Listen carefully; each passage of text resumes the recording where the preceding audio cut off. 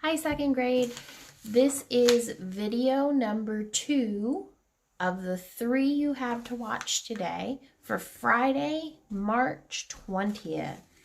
So this is going to be our language arts video, and I'm going to step you through what we are working on in our binder. So you are still on your Flexible Instruction Day binder. And the first video was featuring the math page for packet day number 1. You should have watched the math video first with the morning meeting, and now we are watching our language arts one. So this is the page in your binder that we're looking at, okay? You can keep yours in your binder, and you can pause the video anytime you need to catch up, okay? So, again, a lot of this is review, and but it's still good practice. Good way to keep our mind moving, okay? So, spell the word. Well, we know that that is either a mouse or a rat, but I know that you guys are smart enough that we are going to do the word mouse. So, on your line, we know M, and then what 2 letters can go ow, ow, ow? We talked about this in reading class. Ows. O-U-S. Does that look right? What are we missing at the end of our word mouse? Sometimes it comes at the end of words. Silent E. Mouse. Okay? Now, the next one says choose the correct answer. It's pointing to the boy's leg, boy or girl. So what choice would be correct? Would it be A, jet, or B, egg? I think we know our answer is B, leg. The next part has lip, pig, dip, and dig. You should be echoing these words. You are supposed to color the word lip a color to match the picture lip. Then pick a different colored crayon for pig and match it to color the box to match the color for a pig. Dip would go with the chips and dip, so maybe pick your favorite color to color those 2. And then the last word is dig. It's going to go with the girl. So you should be coloring them to match. So the lip box, say you colored this box red, you want to color the box with the lip picture red as well. Okay? If you need to pause the video so you can finish coloring, that would be a good time to do it. Just click on the screen. But I'm going to keep continuing to move on, and you can hit play when you're ready. So the last part says trace and write each sight word. So we have get, no, go, go. Now, for those of you that know cursive, which is most of our classroom, with the exception of our dear friend Colin, because he just transferred back over with us. So the word written on your first line says get, and they give it to you down here. They kind of dot it. So you can trace the printed one,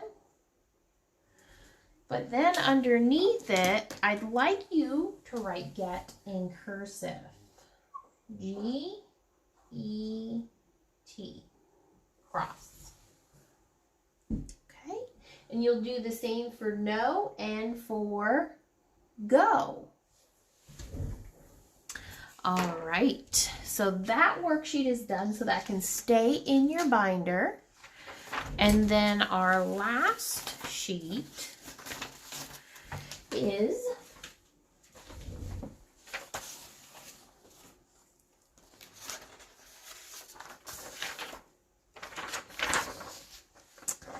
problem and solution. Okay? What I want you to do in your book, it came with a book. Okay? Some of you have this book, The Drum. Some of you have a different book. Some of you have, I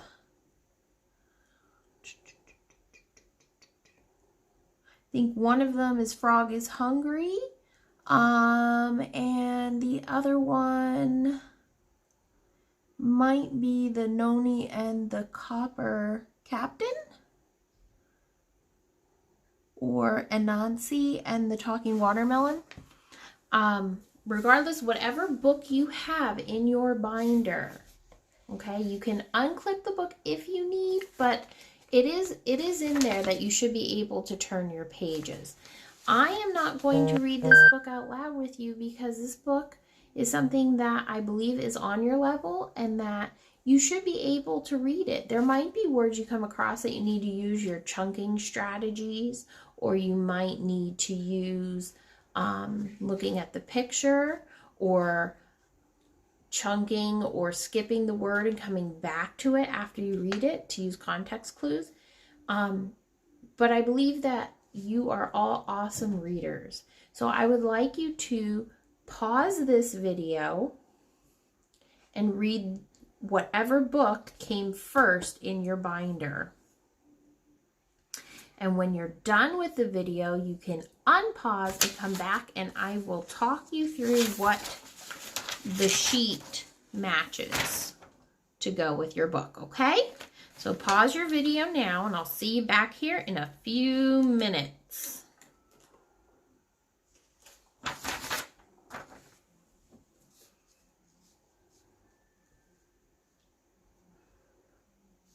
Okay, so welcome back. I hope your story went well. I hope you liked your story. And now you should have in your binder behind wherever your storybook was the last page for today, which is problem and solution. You're going to take this time, the first box, if you'd like to write in cursive, you may. If you want to print, that is fine too. But the first box says problem. What is the problem in the story? Something was in the beginning of the story that introduced a problem. Please make sure you're using complete sentences, and you know what happens if you start a sentence with because, don't you? I think I'll know too. Then the next middle box gives us numbers 1, 2, and 3. And these are for the events. Steps to solving the problem. So in your story, there should have been a few things, enough that you can write 3 sentences to explain to me the middle of your book. The things that they did with their attempt to solve the problem they were having. And then your last box is the solution. What happened at the end of the book that wrapped it all up, that maybe solved what they were struggling with in the story? Okay, how is the problem solved? Complete sentences, please. Periods, capital letters to start. Proper nouns get capital letters, okay? Take your time filling this out, and I will check it to see if you matched your story well and if you had a good idea of what the problem and solution is. Absolutely look back in your book to help you spell the characters' names, or to look back for the clues of what the problem was, what the events were. That is using your resources and using your noodle. That is the end for video number 2 for Friday. The next video is going to be a religion video. So for now, I am going to say ta-ta, and you may stop this video, take a break. Same as I said last time, move around, go get some exercise, play, dance, sing. Sing the Friday song at the top of your lungs for your whole family to hear. And I will see you back for video number 3, your last one for Friday. Okay, guys?